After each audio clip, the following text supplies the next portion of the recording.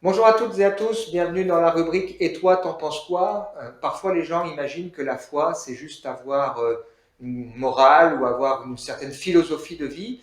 Mais je crois que la foi, c'est plus que ça, c'est quelque chose qui nous accompagne dans notre quotidien. Et donc, pour réagir autour de cette donnée, j'ai avec moi Alexandre Weiss, qui est pasteur stagiaire, qui se forme donc à l'Institut biblique de Genève et qui fait aussi un stage à Épinal et qui a traversé avec son épouse une période un peu compliquée avec leur fils Samuel. Est-ce que tu pourrais, Alexandre, nous parler de ce que vous avez vécu?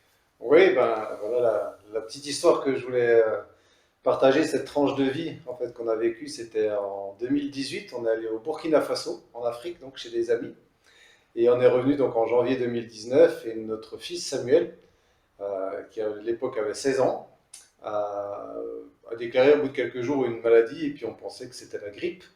On est allé voir le médecin et le médecin a effectivement dit que c'était la grippe, mais il y avait un petit doute parce que ben, voilà, on savait qu'il y avait aussi le paludisme qui existait en Afrique et qui était assez répandu, mais le médecin a vraiment acté que c'était une grippe dans un premier temps, quoi. Et puis en fait, 3 jours après cette consultation, en rentrant du travail, ma femme avec ma fille découvre notre fils donc allongé par terre dans le salon, inconscient et gémissant, mais absolument absent, quoi. Pas moyen de le réveiller. Et donc, elle était quand même pris de panique à ce moment-là. Et on a appelé les secours qui sont venus. Et ça a pris un peu de temps, hein, ça a augmenté le stress. Moi, je suis rentré du travail aussi, du coup. Et on a suivi l'ambulance à l'hôpital. Euh, voilà, il a été pris en charge. On ne pouvait pas le voir pendant un petit moment.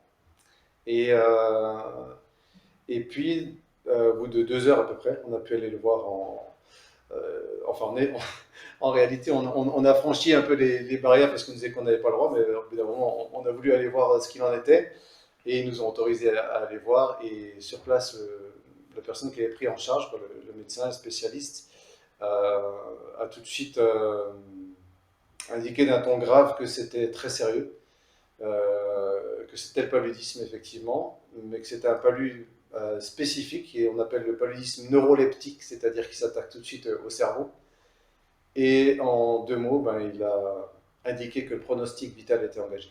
Voilà, alors j'imagine, Alexandre, hein, que dans ces moments, bien sûr, il y a plein de questions qui viennent et comment le fait d'être croyant a pu vous aider de manière très concrète dans cette manière d'appréhender les choses?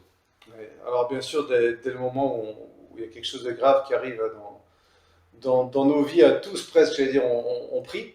On prie Dieu. Nous, on n'attendait pas ce moment-là pour prier, mais c'est sûr que quand des choses comme ça arrivent, ben, on se tourne vers Dieu pour lui demander son aide. Et dans ce temps d'attente, avant qu'on puisse aller voir Samuel donc sur son lit, là où il était pris en charge, sur le brancard, l'ami chez qui on était en Afrique, en fait, Luc, c'est ça? Jean Daniel. Jean Jean-Daniel? Daniel, ouais, on a pu l'avoir au téléphone et lui partager ce qui se passait.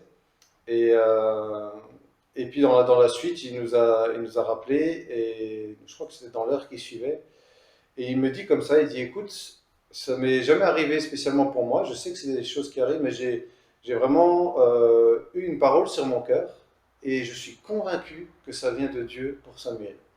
Et alors il nous a dit cette parole, et cette parole, c'était donc un passage extrait de la Bible, hein, qui disait, Jésus disait à des amis qui étaient aussi dans une situation de détresse, et qu'il y avait une personne qui était malade, hein, qui allait mourir, et il leur a dit, cette maladie n'est pas à la mort, mais elle est pour la gloire de Dieu.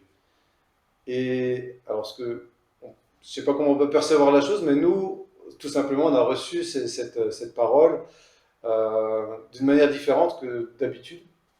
C'est-à-dire que c'est vraiment comme si au fond de nous, Dieu nous mettait la conviction que ce qu'il disait là, c'était pour nous, et que c'était D'accord. pour cette situation. Donc on peut dire que la foi, dans ce moment-là, cette parole que vous recevez pour vous, ça vous a donné une forme de paix dans la manière d'appréhender les choses. Ouais. Et quelle est la suite de l'histoire? Et ben, la suite, c'est que vraiment, bah, on était porté vraiment on pense aussi par les prières, évidemment, on le croit, mais par Dieu et par cette parole.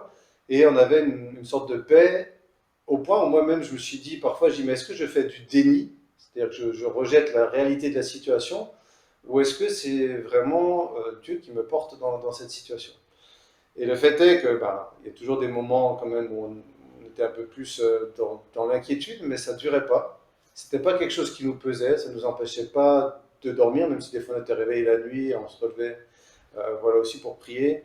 Mais même quand on était un petit peu tremblant, parfois un petit peu bousculé en se disant on va aller le voir à l'hôpital, on ne sait pas ce qu'ils vont nous dire et comment Samuel va être. Ma femme me disait toujours, en arrivant dans sa chambre, au moment où on rentrait dans sa chambre, on était toujours dans la paix. Il n'y a jamais eu de moment de panique dans la chambre, il n'y a jamais eu de pleurs quasiment dans la chambre. Bon, de certaines qui ont visité à ce moment-là, oui, mais de nous, on était vraiment dans la paix dans ces moments-là. Pourtant, je pense que Alexandre, hein, tu seras d'accord pour dire que parfois, c'est peut arriver que des croyants perdent des enfants, que ben voilà, on est dans la vraie vie, hein. Donc vous avez reçu cette paix. Alors, j'imagine que ça dure un petit moment. Et comment ça s'est fini tout ça? Et qu'est-ce que vous avez, vous, appris dans votre vie personnelle? Ouais. Alors, Samuel s'est réveillé au bout de 10 jours. Voilà. Ouais, 10 jours, c'est long, hein. Au bout de 10 jours Le de coma. coma. Au fil de ces jours qui ont passé, les médecins continuaient de dire qu'ils ne pouvaient absolument pas donner de pronostic sur la suite. À un moment, il a failli même être envoyé dans un autre hôpital parce qu'il y a un œdème au cerveau qui se développait. Et puis, bref, au bout d'un moment, donc, il a commencé à montrer des signes d'éveil. Même là, ils nous ont dit, même s'il se réveille, on ne sait pas dans quel état il sera, parce que sur les imageries que nous, on n'a pas vues, mais le cerveau était atteint. Mais voilà, donc par la grâce de Dieu, il s'est réveillé et en bonne santé. C'est-à-dire que quelques jours après, il n'avait aucune séquelle, il a eu un petit temps de réadaptation, quand même de 2 semaines à peu près après le coma, et seulement il a pu sortir de l'hôpital, bien affaibli. Mais voilà, il a repris des forces. Cette année, il aura 20 ans et il est en pleine forme. Et nous, on est vraiment dans la joie de le voir comme ça, parce que c'est vrai que dans l'absolu, on aurait pu le perdre. Dieu ne nous a jamais dit, je viens pas à travers cette parole, mais pour notre vie, que tout allait toujours bien se passer.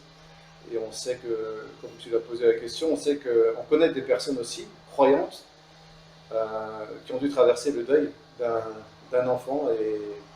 Et voilà, on ne sait pas pourquoi des fois Dieu guérit, des fois Dieu délivre et des fois pas. Mais on a juste pu expérimenter cette parole qu'on avait reçue et cet encouragement. Et on ne sait pas comment ça se serait passé, si ça s'était passé autrement, comment est-ce qu'on aurait réagi. Mais on veut vraiment croire que le Seigneur, en tout cas, je vois aussi ces familles qui ont vécu des choses si graves. Je connais au moins deux, trois qui ont gardé la foi. C'est-à-dire, ils n'ont pas rejeté Dieu, au contraire, ça les a aidés à traverser aussi l'épreuve qui était la leur, quoi. Voilà, merci Alexandre, hein, pour ce témoignage, voilà, de vie qui n'est pas évident. Donc on imagine que parmi les gens qui pourraient regarder cette vidéo, certains peuvent connaître aussi pour eux, pour des proches, situation compliquée. Ben, le Café Change, c'est aussi un lieu où on peut venir parler et puis voilà, on peut essayer de vous encourager et puis de prier simplement que le Seigneur agisse. Voilà, à très bientôt, merci. À bientôt.